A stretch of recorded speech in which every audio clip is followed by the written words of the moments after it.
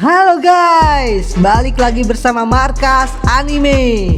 Dalam kesempatan kali ini saya akan membahas bocoran episode One Piece selanjutnya, yaitu episode 1105.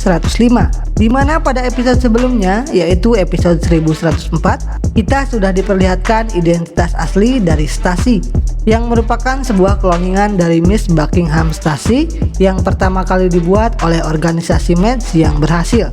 Dan sekarang Stacy sudah berkhianat kepada si Pijero dan berbalik menjadi sekutu Vegapunk dan kru Mugiwara.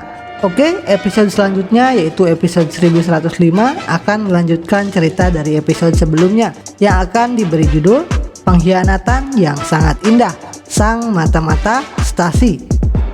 Namun sebelum masuk ke pembahasan, bisa dong support channel ini agar bisa lebih berkembang lagi. Yang mengaku pecinta One Piece, like dulu cuy video ini. Oke, terima kasih. Tanpa berlama-lama lagi, mari kita masuk ke cerita lanjutannya.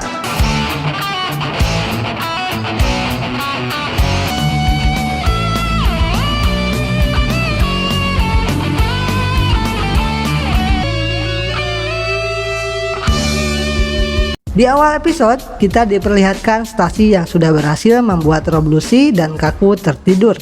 Kemudian Stacy mengeluarkan sebuah denden musi untuk menghubungi Sokka. Dia mengatakan, "Di sini Stacy, aku sudah membuat mereka berdua tertidur." Setelah mendengar itu, Sokka dan Pythagoras merasa senang karena Stacy bersedia membantu. Sementara Usopp dan Nami kaget mendengarnya dan kebingungan dengan apa yang telah terjadi. Bahkan Robin juga tidak menyangka bahwa Vegapunk mempunyai mata-mata di dalam lembaga pemerintahan dunia.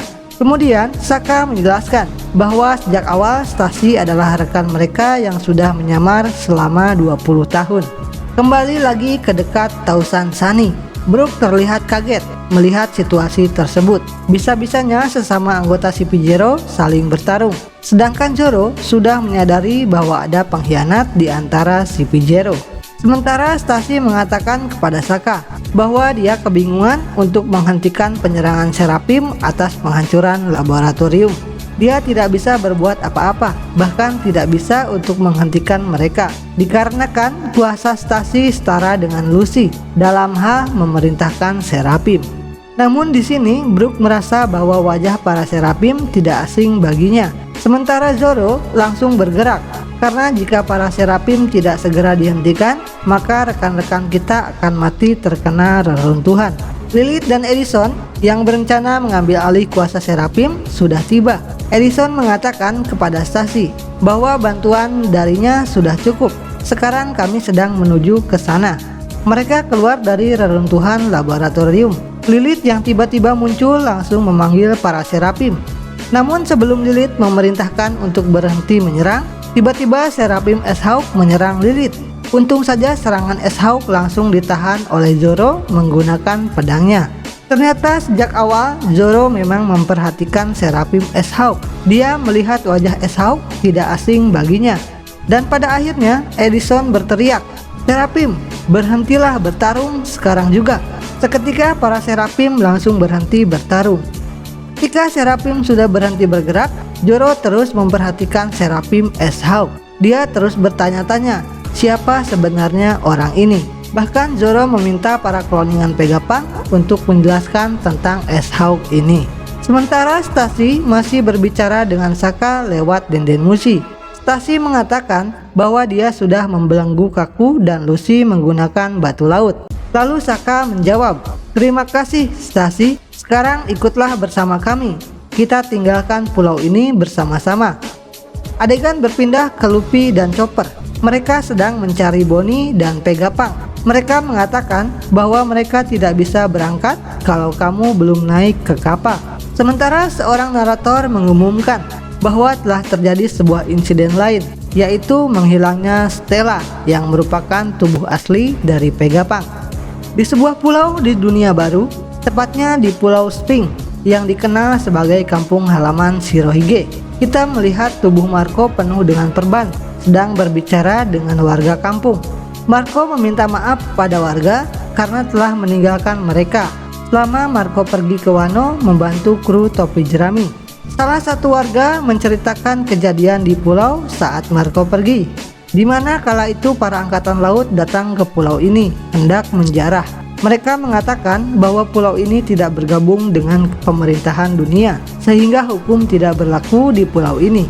Mereka memaksa untuk menyerahkan harta peninggalan dari Shirohige. Kalau kami tidak mau menyerahkan harta itu, maka kami akan dianggap sebagai pemberontak. Namun tepat pada saat itu ada seseorang datang, seorang pria dan nenek-nenek, kemudian mengajar para angkatan laut. Angkatan laut menyebutkan namanya adalah Edward Whipple yang mengaku sebagai anak dari Shirohige. Setelah mendengar cerita dari warga, sambil tersenyum Marco mengatakan, "Berarti pria itu pahlawan ya? Syukurlah kalian baik-baik saja." Namun tepat pada saat itu ada yang menyela pembicaraan Marco. Kemudian orang itu mengatakan, "Jangan senang dulu Marco. Apa kau tahu siapa yang datang setelah kejadian itu?" Ternyata yang berbicara itu adalah Miss Buckingham Stacey. Kemudian identitasnya juga diperkenalkan. Nama aslinya Buckingham Stacey, mantan bajak laut Rock, orang yang menumpang tinggal di organisasi MEDS.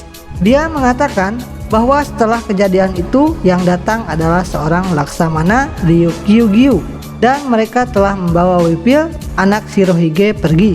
Dia bertanya kepada Marco, "Apakah kamu tidak percaya bahwa Whipple adalah anak Shirohige? Asal kamu tahu saja, aku kenal orang yang dapat membuktikannya. Orang itu adalah Vegapunk." Kemudian dia menangis sambil mengatakan, padahal Whipple kesini hanya untuk melindungi kampung halaman ayahnya, tapi malah dijebloskan ke penjara. Malang sekali nasibnya, padahal dia itu anakku dengan Shirohige. Namun di sini Marco menjawab, "Aku hanya mau berterima kasih karena telah menyelamatkan desa ini." Kemudian adegan pun berpindah ke tengah laut, di mana armada besar yang dibawa Kizaru sedang dalam perjalanan menuju Pulau Egghead. Terlihat Kizaru sedang berbicara dengan seseorang di dalam sebuah ruangan. Kizaru bertanya, "Apakah Anda pernah bertemu dengan Dr. Vegapunk?" Kemudian orang itu menjawab, "Aku pernah bertemu dengannya sekali. Namun disayangkan, ternyata sekarang kita ke sana untuk membunuhnya." Dan ternyata Kizaru sedang berbicara dengan salah satu dari 5 Gorosei. Kemudian identitasnya diperlihatkan. Pemegang otoritas tertinggi di dunia, Gorosei, Saint Jai Garcia Satun.